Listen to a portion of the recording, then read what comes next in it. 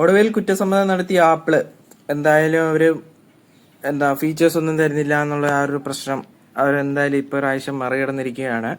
ഒടുവിൽ അവർക്കും മറ്റു കമ്പനികൾ ചെയ്യുന്ന പോലെ തന്നെ ഫീച്ചർ കൊടുക്കേണ്ട ഒരു അവസ്ഥയിലോട്ട് എത്തിയിരിക്കുകയാണ്. ഐഫോൺ 17 സീരീസിലേക്ക് നോക്കുകയാണെങ്കിൽ ഇപ്പോൾ നല്ല രീതിയിൽ ഫീച്ചേഴ്സ് ഉണ്ടായിരുന്നു.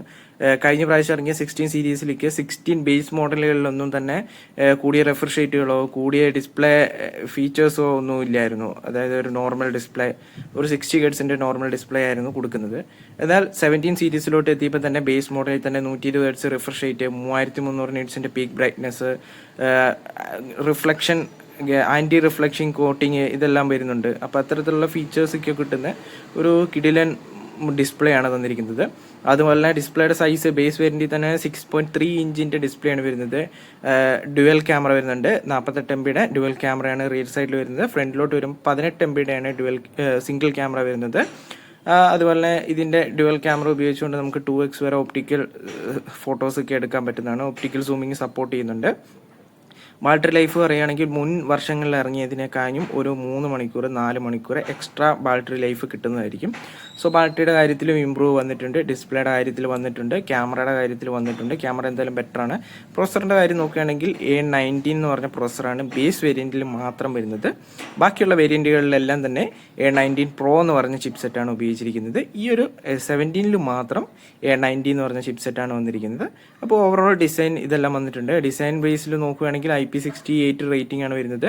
അതുപോലെ തന്നെ അലുമിനിയം ഫ്രെയിമാണ് വരുന്നത്. ഫുള്ളി അലുമിനിയം ഫ്രെയിമാണ്. ഹീറ്റ് റെസിസ്റ്റന്റ് ചെയ്യാൻ അല്ലെങ്കിൽ ഹീറ്റിനെ മാനേജ്മെന്റ് ചെയ്യാൻ വേണ്ടിയിട്ടാണ് ഈ ഒരു അലുമിനിയം ഫ്രെയിമുകൾ വന്നിരിക്കുന്നത്. എന്തായാലും മുൻ വർഷങ്ങളിലേക്ക് ടൈറ്റാനിയം അങ്ങനെയുള്ള ഫ്രെയിമുകളൊക്കെ ആയിരുന്നു. സോ അതിൽ നിന്ന് എന്തിനാണ് ഡീഗ്രേഡ് ചെയ്തിരിക്കുന്നതെന്ന് അറിയത്തില്ല. ആ ഒരു കാര്യത്തിൽ മാത്രമാണ് ഡീഗ്രേഡ് വന്നിരിക്കുന്നത്. ബാക്കി എല്ലാ കാര്യങ്ങളിലും അപ്ഗ്രേഡ് വന്നിട്ടുണ്ട്. ബാറ്ററി ആയാലും ഡിസ്പ്ലേ ആയാലും പെർഫോമൻസ് ആയാലും ക്യാമറ ആയാലും ചാർജിങ് സ്പീഡിലായാലും അപ്ഗ്രേഡ് വന്നിട്ടുണ്ട്. ഫാസ്റ്റ് ചാർജിങ്, അതായത് വയർലെസ് ചാർജിങ് നോക്കുകയാണെങ്കിൽ 30 വാട്ടിൻ്റെ ഫാസ്റ്റ് ചാർജിങ് സപ്പോർട്ട് ചെയ്യുന്നുണ്ട്. അഡാപ്റ്റർ എത്ര വാട്ടിൻ്റെ ആണെന്നുള്ളത് അത്ര കൺഫേം ആയിട്ടില്ല. എന്നിരുന്നാലും നല്ല രീതിയിലുള്ള ഒരു മുൻ വർഷങ്ങളിലെ കഴിഞ്ഞ ഒരു 20% ഇംപ്രൂവ്ഡ് ആയിട്ടുള്ള ഫാസ്റ്റ് ചാർജിങ് ഒക്കെ ആയിരിക്കും നമുക്ക് കിട്ടുക. സോ നല്ലൊരു ബാറ്ററി ലൈഫ്, നല്ലൊരു ഡിസ്പ്ലേ, ഇതാണ് മെയിനായിട്ട് കിട്ടേണ്ടത്. അതെന്തായാലും തരുന്നുണ്ട്.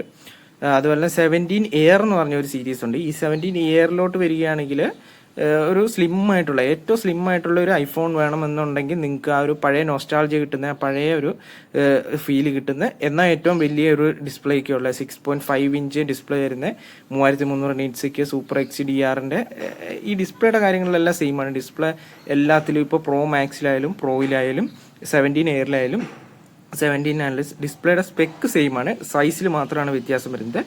17 എയറിൽ 6.5 ഇഞ്ചാണ് വരുന്നത്. പ്രോസറിനെ പറ്റി പറയുകയാണെങ്കിൽ A19 Pro എന്ന് പറഞ്ഞ പ്രോസറാണ് ഉപയോഗിച്ചിരിക്കുന്നത്. 17 Pro Max ഇതിലെല്ലാം A19 Pro തന്നെയാണ് വരുന്നത്. അപ്പോൾ ഈ ഒരു കാര്യത്തിലാണ് വരുന്നത്. ഇതിലും ഒരു 7 മണിക്കൂർ എക്സ്ട്രാ ബാറ്ററി ലൈഫ് കിട്ടുന്നതായിരിക്കും മുൻ വർഷങ്ങളിലെ ഇത് വെച്ച് നോക്കുമ്പോൾ. പിന്നെ ഇതിൻ്റെ ഒരു ഡിസൈൻ, ഒരു യുണീക്ക് ആയിട്ടുള്ള ഒരു ഡിസൈനിൽ തന്നെ കാര്യമായ ചേഞ്ചുകൾ വരുത്തിയിട്ടുണ്ട്. പിന്നെ 17 എയറിൽ നമുക്ക് ഒറ്റ ക്യാമറ കിട്ടുന്നത്, 48 MB ഒറ്റ ക്യാമറ കിട്ടുന്നത്. ഫ്രണ്ടിൽ വരുമ്പോൾ 18 MB ആണ്. ഈ ഒരു ഒറ്റ ക്യാമറ വെച്ച് നമുക്ക് 2x പോർട്രേറ്റിൽ ഫോട്ടോസൊക്കെ എടുക്കാൻ പറ്റുന്നതാണ്. 2x സൂമിങ് സപ്പോർട്ട് ചെയ്യുന്നുണ്ട്. ഈ 17 Pro 17 സീരീസിൽ Pro Max എന്നീ രണ്ട് ഫോണുകളുടെയും ഡിസ്പ്ലേയുടെ സൈസ് എല്ലാം 6.7 ഇഞ്ചും 6.9 ഇഞ്ചുമാണ് വരുന്നത്.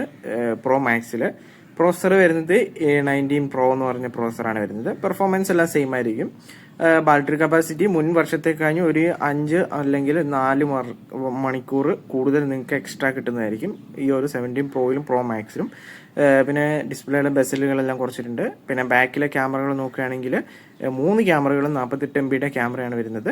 അതുപോലെ 8x ഒപ്റ്റിക്കൽ സൂമിങ് സപ്പോർട്ട് ചെയ്യുന്ന ഒരു കിടിലൻ സെറ്റപ്പിലാണ് വന്നിരിക്കുന്നത്.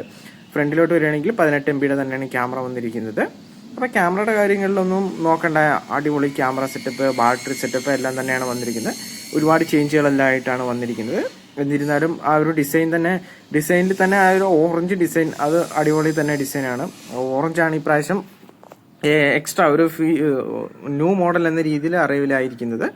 അപ്പോൾ എന്തായാലും നല്ല ചിലർക്ക് ഇഷ്ടപ്പെടുന്നുണ്ട്, ചിലർ ഇഷ്ടപ്പെട്ടില്ല എന്നൊക്കെ പറയുന്നുണ്ട്. എന്നിരുന്നാലും അതൊക്കെ വ്യക്തിപരമായിട്ടുള്ള കാര്യങ്ങളാണ്. എന്നാലും ആ ഓവറോൾ ഡിസൈനുകളെല്ലാം ഇഷ്ടപ്പെട്ടു. ഇതും അലുമിനിയം ഫ്രെയിമാണ് വരുന്നത്, ടൈറ്റാനിയം ഒന്നും വരുന്നില്ല. സോ ഹീറ്റിംഗ് കുറയ്ക്കുന്നതിൻ്റെ ഭാഗമായിട്ട് ഈ പ്രോ വേരിയന്റിൽ പോലും അലുമിനിയാണ് വരുന്നത്. അതുപോലെ കൂളിംഗ് സിസ്റ്റം ഒക്കെ വരുന്നുണ്ട് ഈ പ്രാവശ്യം.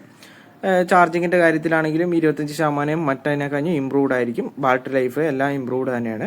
ക്യാമറയ്ക്ക് ഒരു ഗംഭീര സെറ്റപ്പ് തന്നെയാണ്.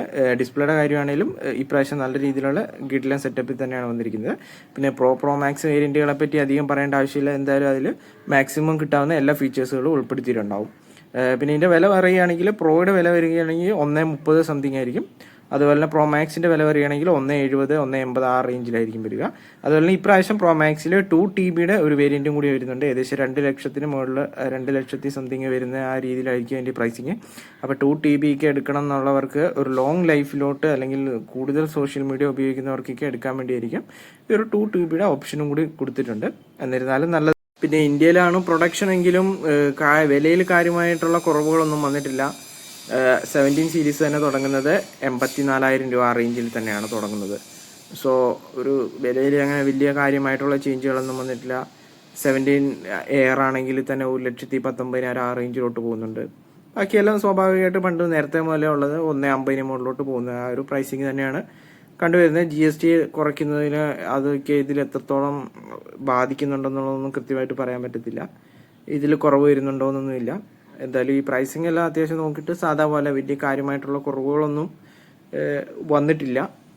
എന്നിരുന്നാലും ഇനി എന്തെങ്കിലും ചേഞ്ചുകൾ വരുമോ ഇല്ല എന്നൊന്നും അറിഞ്ഞുകൂടാ.